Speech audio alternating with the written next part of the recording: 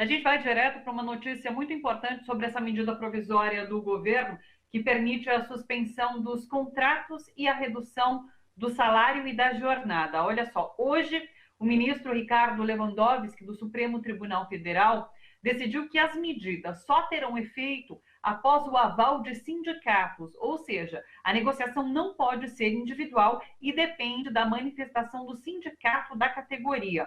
E se o sindicato consultado não se manifestar em até 10 dias, daí será considerado automaticamente o aval para a negociação individual. Isso foi o que colocou Ricardo Lewandowski, ministro do STF, hoje.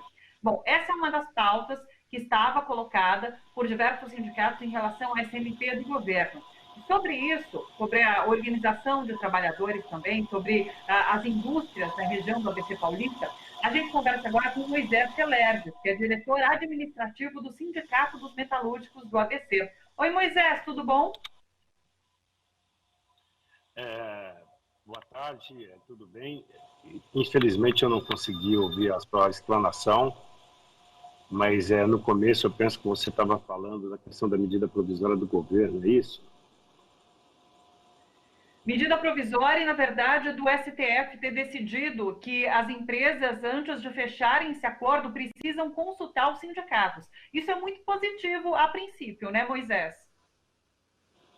Não, sim, é positivo de um lado, mas eu acho que o ministro do Supremo, no caso, é meio dúbia a interpretação dele, porque ele diz que, na verdade, tem que ser comunicado aos sindicatos. E a gente entende que, na verdade, as empresas têm que negociarem com os sindicatos. Questão de redução de jornada ou qualquer outro tema que venha a afligir aí a renda dos trabalhadores. Então, a gente pensa que, na verdade, o Supremo tinha que deixar mais claro e dizer que tinha que negociar com os sindicatos das respectivas categorias profissionais. Entendi, não só comunicar, é sentar para negociar de fato se é válido ou não uma medida como essa em determinada empresa. Porque comunicar é fácil, né? A empresa faz do jeito que ela pensa, do jeito que ela acha que é melhor para ela e aí comunica o sindicato.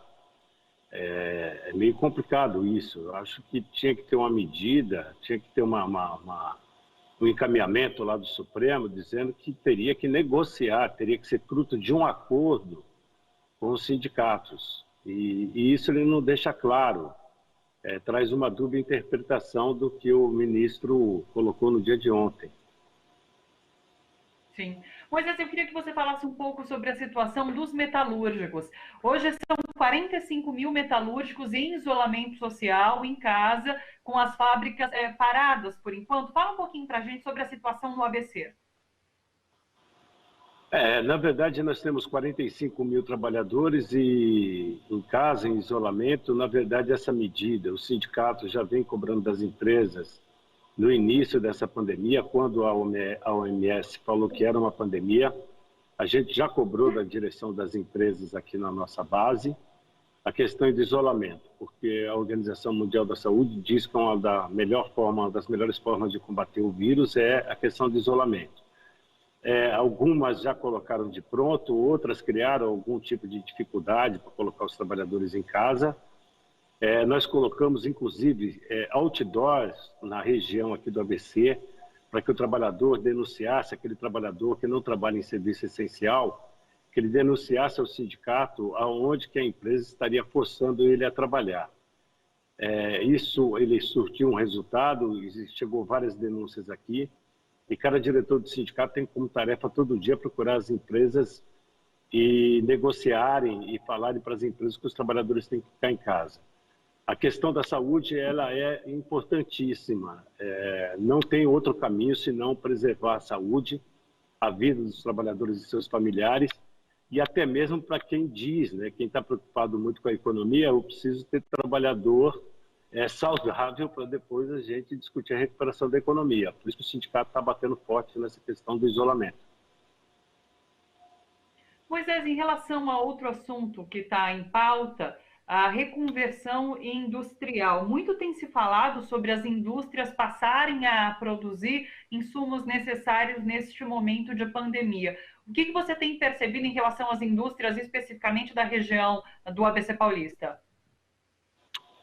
Essa questão da reconversão é até uma oportunidade para se discutir a industrialização do país, né? O governo que está aí está sucateando a indústria e no momento desse agora, onde que as empresas poderiam estar ajudando nesse processo contra o vírus, as empresas para se reconverterem, para fazerem insumos, é um caminho. Agora, tem empresas que conseguem fazer, algumas montadoras estão fazendo esse tipo de trabalho.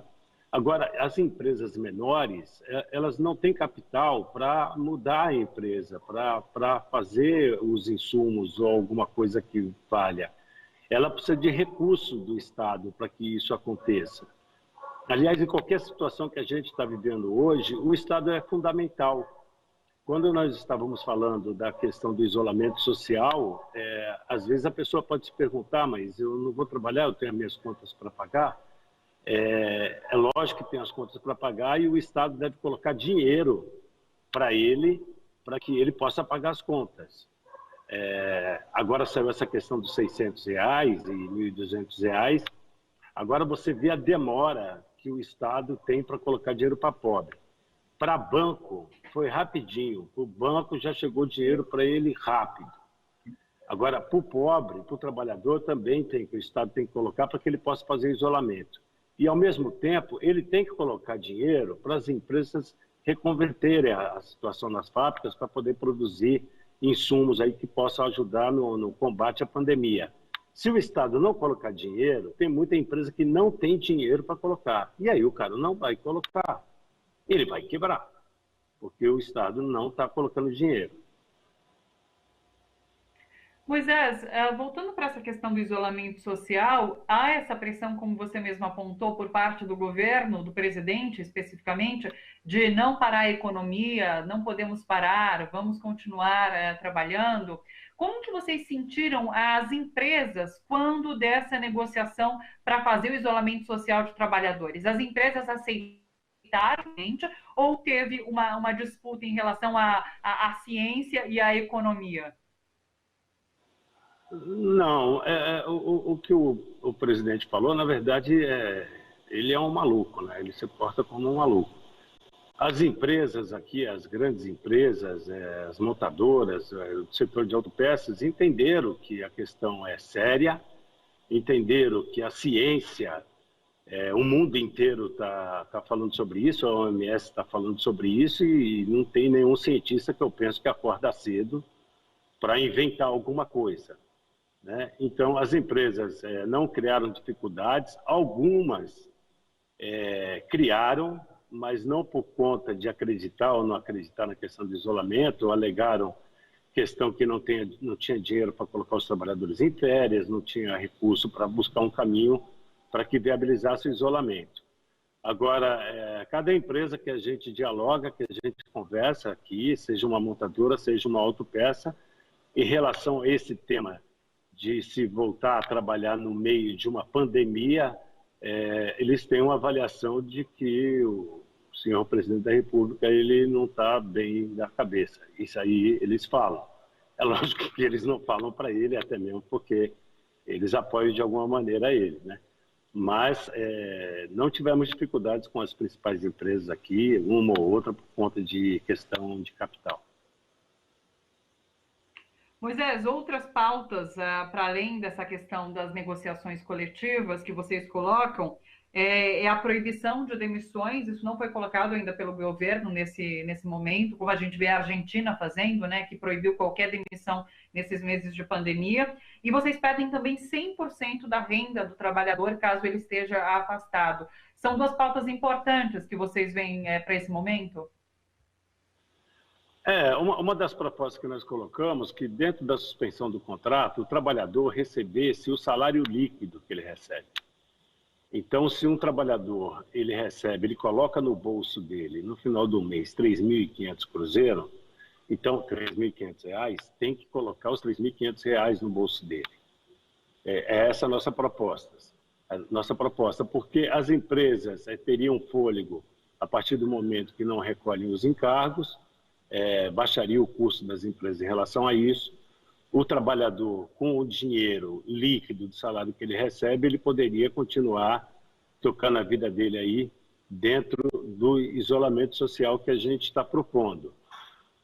Lógico que o governo não deu ouvido, agora a gente tem feito pressão em relação a isso, a CUT tem feito pressão em relação a isso, e é um caminho que a gente acredita, porque até mesmo quando se preocupa com a economia, a questão da estabilidade que você citou, ela é fundamental, porque se as empresas demitirem os trabalhadores, eles não terão dinheiro. E se não terão dinheiro, como que eles vão consumir? E se não consumir, a economia não vai crescer.